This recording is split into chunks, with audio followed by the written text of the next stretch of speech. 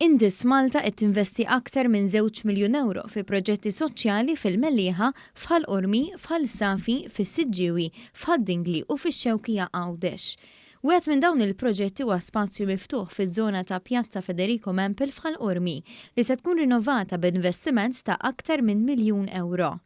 Fuq medda art ta' 3400 metru kwadru, l-ispazju miftuħ se jinkludi librerija b'żona l-qari, faċilitajiet sanitarji mtejba, bankijiet moderni, gabbana bl-imwiet u siġġijiet, modijiet imtejba li jipprovdu aċċessibilità sħiħa, żona għal-yoga u l-medjazzjoni mdawra biġnien aromatiku, tamir ġdid għal-bandli u spazju aċċessibbli biex jintuża għad-diskrezzjoni tal-Kunsill Lokali.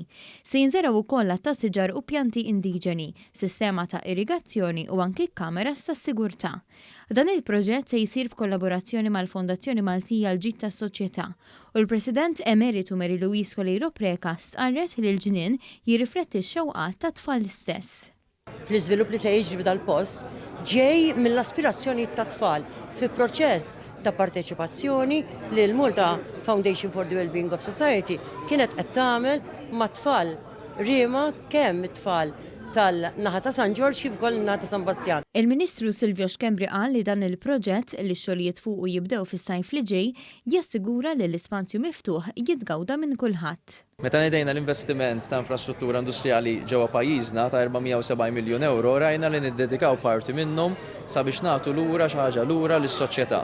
F'sens li jkollok lokaltajiet bħal Muata Ħal-Qormi li huwa mdawwar mid-żoni industrijali u li sofra matul iż-żminijiet bl-attività ekonomika li kkontribwixxa tant tal-ekonomija li nagħtu xi ħaġa lura f'dan il-każ il-familji qrib.